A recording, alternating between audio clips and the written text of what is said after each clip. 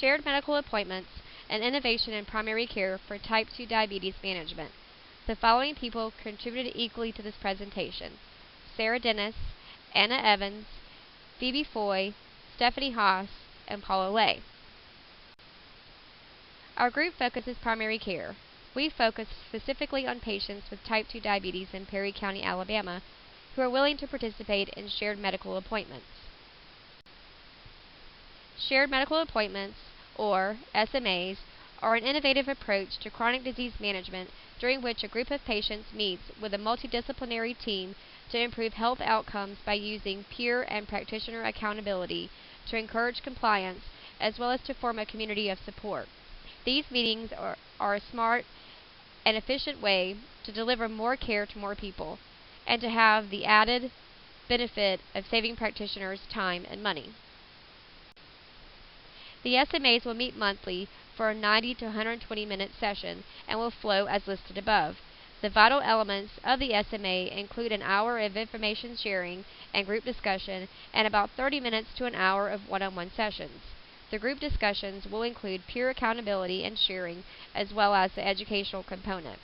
The one-on-one session will be where necessary labs, referrals, and medication changes are made. It is important to remember that SMAs fit as a microsystem within the larger meso and macro systems as imaged above.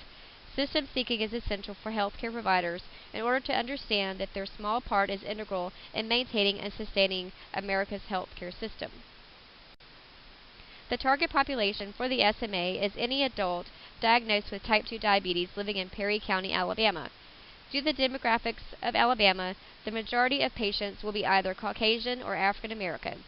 Thus, it is important to be knowledgeable about the cultural differences and attitudes of these populations in order to provide effective, positive care. Eligible criteria for participation in the SMA includes a diagnosis of type 2 diabetes, hemoglobin A1C of 7 or greater, the patient has demonstrated noncompliance, and the patient has a high-risk comorbidity such as hypertension. The rate of diabetes is on the rise in America, with 1.9 million new cases each year, of which 90 to 99% are type 2 diabetics.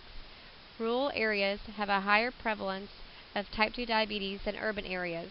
Specifically, in rural Alabama, type 2 diabetes rates are double the national average. This is of concern because diabetes is the 6th leading cause of death in America, and noncompliance can lead to serious comorbidities such as cardiovascular disease, kidney disease, blindness, hearing loss, depression, and amputations of lower extremities. Additionally, the cost of diabetic care is burdensome to the individual and healthcare system, costing approximately $13,700 per year. In Perry County, the median household income was $26,513, with 40% of health care costs paid out of pocket. This is substantial and a financial loss for the Perry County individual with type 2 diabetes. It is vital for healthcare professionals to be aware of behavioral determinants of health when serving in a population. Behavioral determinants of health include diet, exercise, smoking, and illicit drug use. In Perry County, many challenges exist to promoting healthy behaviors such as lack of safe outdoor exercise areas or indoor workout facilities. Access to healthy diet is also difficult due to the lack of grocery stores with affordable produce. It is important to advocate at a local and state level for these necessities to help reduce the comorbidities related to diabetes. In addition to behavioral determinants, social determinants must be addressed. Social determinants are conditions in the environment surrounding a person that affect quality of life outcomes and create health risks. In rural Alabama, these include lack of transportation, limited access to care and education, and low health literacy rates. As you can see above, the patient-to-physician ratio is sorely lacking in rural Alabama, and innovative solutions such as these SMAs must be employed to help foster a healthy community. Addressing today's healthcare needs requires teamwork and the expertise of various disciplines. The diabetic shared medical appointments will utilize the above-listed interdisciplinary team in order to provide holistic and comprehensive medical treatment and management. The core staff will attend every SMA, and the supplemental staff will attend as needed for educational purposes. An advanced registered nurse practitioner, or APRN, will coordinate the team. APRNs are highly recommended for this format of care because they are independent, cost-effective, and competent managers of chronic diseases. APRNs provide education, address psychosocial and lifestyle issues, and autonomously coordinate care.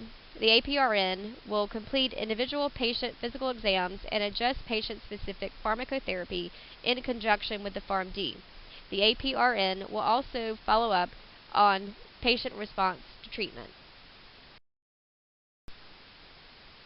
Diabetes management can be complex and overwhelming to both healthcare providers and patients. The literature has revealed that SMAs have the potential to decrease the burden of diabetes care in the primary care system by providing enhanced medical care and education. Participation in SMAs has improved patient satisfaction, enhanced overall patient knowledge, and empowered patients to self-manage their diabetes. SMAs have also had a positive financial impact on the healthcare system by decreasing hospital costs related to uncontrolled diabetes. Lastly, SMAs have helped patients improve or maintain their blood levels. In order to finance the SMA, we will be looking to various forms of payment. Most of the funding will be coming from Medicaid and Medicare reimbursement. According to the Office of Primary Care and Rural Health, 62.1% of Perry County residents are eligible for either Medicaid or Medicare. Other form of payments are listed above. We will be seeking out the 2 grants listed above as well. The Rural Healthcare Services Outreach Program is a grant that provides 3-year funding to promote rural healthcare services outreach.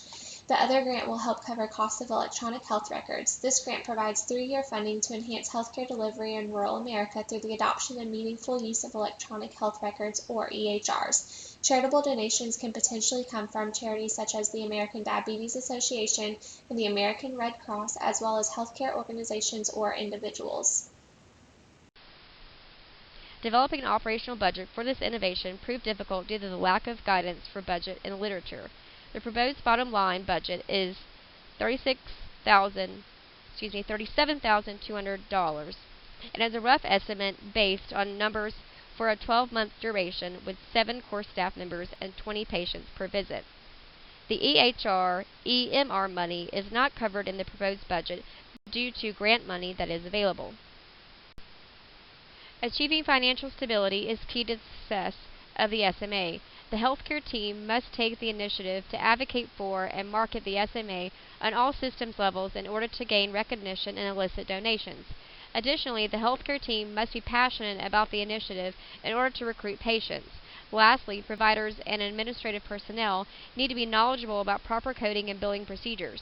It is essential for the providers to understand how to code and bill for SMAs to maximize income. Providers also need to be knowledgeable about where costs can be cut and implement creative solutions such as utilizing healthcare students to keep costs at bay and create a financially sustainable intervention. 2 reliable models for the proposed SMAs can be found at the Cleveland Clinic as well as the Cleveland VA Medical Center. Both institutions implemented SMAs successfully in Cleveland. They both report very successful outcomes. These 2 models are in an urban area and utilize existing hospital structures. In order to reach our target population with effective care, it is necessary to address social determinants of health. Primarily, this includes limited transportation options.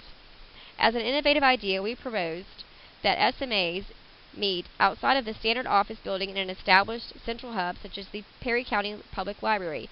The library is accessible easily and provides adequate space for the meetings to be held. In addition, we would encourage patients to carpool, further increasing accessibility and outreach. The Clinical Value Compass is a well-designed measurement system designed to provide a balanced approach to measuring value in healthcare in terms of patient outcomes and costs. The 4 cardinal domains of the CVC will be evaluated. Functionality will be measured through a series of questionnaires about self-management skills such as glucose monitoring, engagement in exercise, and medication adherence.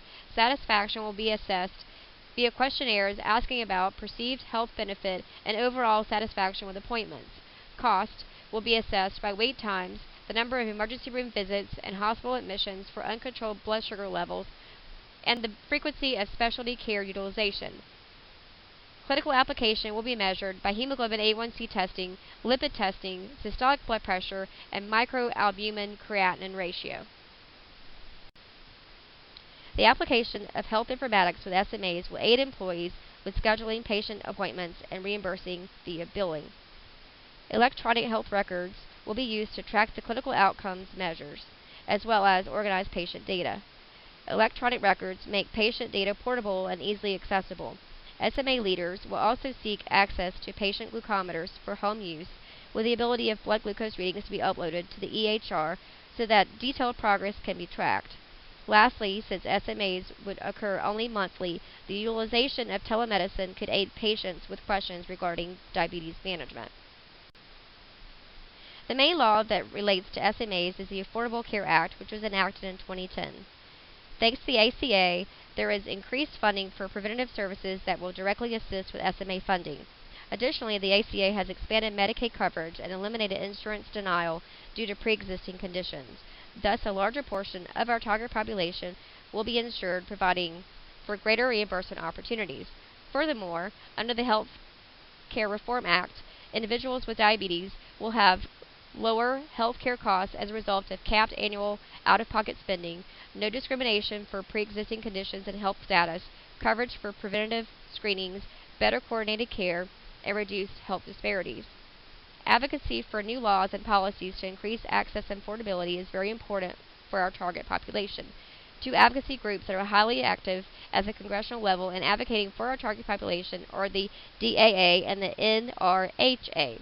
Alabama has a state branch of the NHRA that can help in illicit funding and further promote the SMA idea to the rural healthcare network. In conclusion, SMAs are an exciting, innovative, and important opportunity for the future of chronic disease management in a constantly changing healthcare system. Successful outcomes and high patient satisfaction have been recorded in the literature due to the efficiency and effectiveness of SMAs. SMAs provide a great opportunity for rural medicine to expand its reach and create a network of people passionate about bridging the gap in care in these communities.